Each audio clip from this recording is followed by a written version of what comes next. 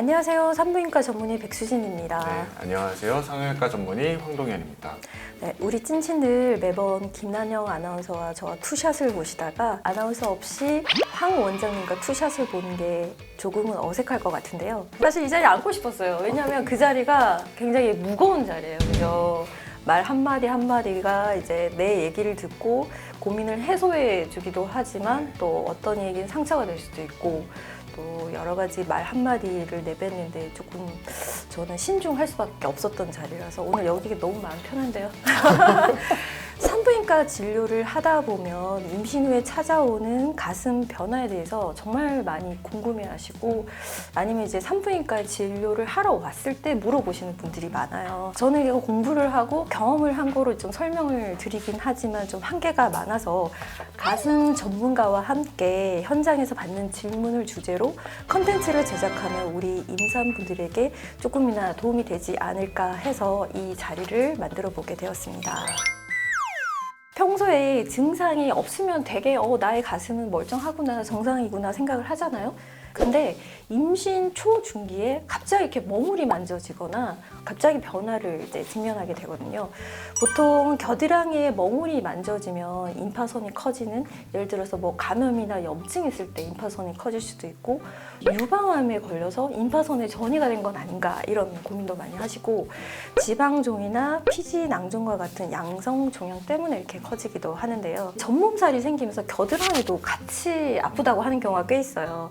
어떠세요? 이렇게 겨드랑이에 멍울이 아프기도 하고 아니면 통증 없이 자주 만져지면서 발견이 되는데 선생님도 그런 얘기 많이 들으시는지? 부유방이 임신 중에 굉장히 많이 늘어났다가 작아지긴 했으나 여전히 조금 많이 만져지고 조금 신경이 계속 쓰인다라고 하면서 오시는 경우가 대부분입니다. 네. 그럼 여기서 이제 질문이 임신 중에 부유방이 발생하면 아이와 산모에게 생길 수 있는 문제점이 있을까요? 임신 중에 부유방이 생기는 거는 자연스러운 그냥 신체의 현상 중에 하나이기 때문에 임신 중에는 크게 문제된 적은 네, 없다. 성형외과 전문의 입장에서는 그 부분에 대해서 적극적으로 뭔가 이렇게 치료를 할 필요는 기본적으로는 없다고 생각을 하는데 이것 때문에 옷도 제대로 못 입고 굉장히 볼록 튀어나오는 것 때문에 계속 신경 쓰이고 그런 거를 이제 해소하기 위해서 많이 오시는 거지. 임신 중에 부유방이 당연히 커지잖아요.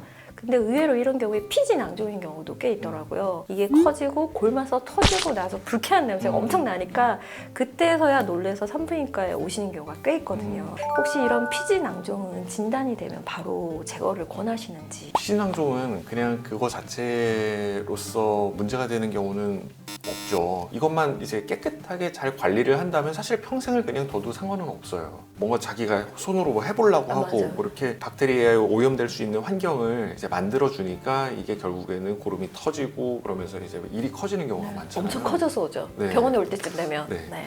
그러니까 만약에 그게 발견됐다라고 하면 원장님 찾아가셔가지고 이거 어떻게 관리해야 돼요라고 관리법을 조금 배우시는 게 좋을 것 같아요. 부유방에도 염증이 잘 생길 수 있나요? 가슴에 유선염이 생기듯이? 똑같이 생길 수 있을 것 같아요. 왜냐면 그냥 가슴에 있는 그 유방의 형태가 여기 그대로 옮겨가 있는 경우가 상당히 많거든요. 한 10% 분들은 유두의 형태라든지 그냥 유선 조직의 모양, 유관의 존재 자체가 거의 동일하게 있는 경우가 있어서 만약에 여기가 그만큼 또 이제 활성화되고 유주 분비가 원활하지 않으면 마찬가지로 그런 유선염이 생길 수도 있어요. 근데 상대적으로 가슴보다는 겨드랑이에 있는 부유방의 유선염은 좀 빈도가 낮죠. 아무래도 네. 그 활성화 정도가 좀 떨어지니까. 네, 그렇죠. 혹시 꼭 수술해야 되는 부유방도 있을까요? 여기서도 유방암이 발생하거나 그럴 가능성이 있기는 하지만 그것 때문에 뭐 예방적으로 절제할 필요는 없을 것 같고요. 네. 아무래도 그 부유방의 그 수술의 가장 큰 원인은 미용적인 목적이 아닐까 이렇게 생각합니다. 필라테스 요즘에 많이 하시잖아요. 가면 이제 예쁜 옷 이렇게 입고 인스타에 사진 올리고 그래야 되는데 이것 때문에 못 하시는 거예요. 근데 왜 이렇게 가슴이 생리할 때마다 이렇게 찌릿찌릿하고 아프다는 사람도 있는데 네. 겨드랑이 아프다는 사람도 있거든요. 맞아요. 그러니까 그런 분들은 수술하면 좀 좋아지겠죠? 좋아지죠. 여기에 있는 그 유선 조직과 그거를 이제 둘러싸고 있는 막 조직을 같이 제거를 하면은 그런 증상은 싹 없어지시더라고요. 임신 중에 발견된 부유방을 네. 수술을 하게 된다면 언제쯤으로 생각을 하실까요? 이제 단유를 하고 나서 몇 개월, 보통 3개월에서 6개월 정도 지나면 퇴축 과정이 일어나고 그거를 덮고 있는 피부의 수축이 이제 일어나게 되는데 그거를 이제 다 거친 다음에 최종 평가를 하고 수술을 하는 게 맞지 않나 싶어요. 빨리 수술하려고 하시는 분들이 있는데 저는 그래도 최소한은 3개월은 좀 기다리고 단유하고 3개월인 거죠. 단유하고 3개월.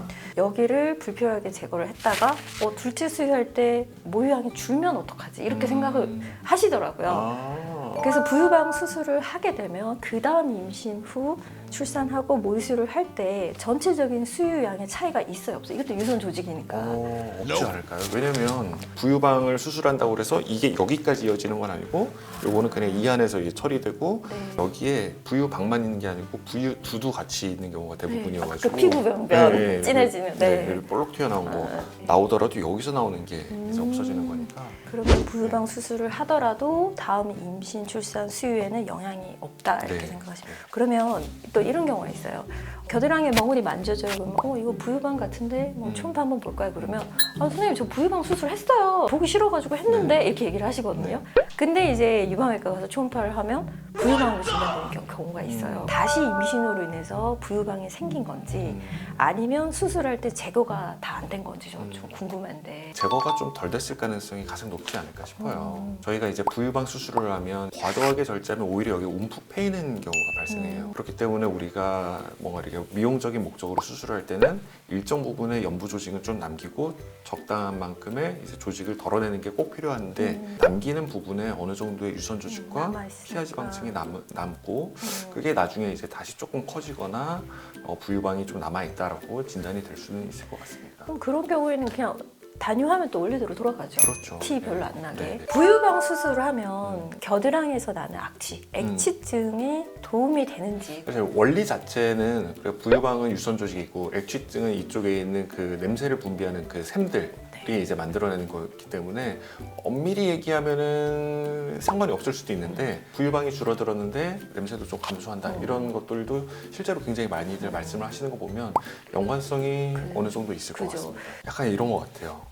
뒷걸음치다가 소 뒷걸음치다 뭐 한다고 우리가 이제 부유방을 흡입을 하거나 할 때 어떻게 보면은 그 유선 조직과 그 피부 바로 밑에 있는 그 샘 조직이 굉장히 가까이 있어가지고 이 부유방을 제거를 하면서 그것도 동시에 일정 부분 제거가 일부 같이 돼서 그럴 수도 있겠네요. 이제 부유방 제거를 하면서 할 때쯤 되면 단유도 되어 있고 살도 좀 빠져 있고 땀도 덜 나고 액취증도 좋아지는 타이밍에 이것도 수술하고 하니까 전반적으로 다 같이 좋아졌다고 느끼시나 봐요. 제가 임신을 하신 분들에게 답변을 해드리는데 한계가 있었고 어려운 게 많았는데 이렇게 간지러운 부분을 잘 긁어주셔서 오늘 너무 감사합니다. 많은 임산부들이 좀 보시고 이 영상이 좀 도움이 되셨으면 좋겠고 혹시라도 뭐 더 궁금하신 거 있으시면 뭐 댓글이나 이런 거 남겨주시면 뭐 원장님과 제가 또 성심성의껏 하나하나 좀 답변 드리고 더 좋은 콘텐츠로 말씀드리면 좋을 것 같습니다. 자, 그럼 오늘 여기서 인사드릴까요? 찐찐들 안녕. 안녕. 구독, 좋아요. 알림 설정 부탁드립니다. 안녕.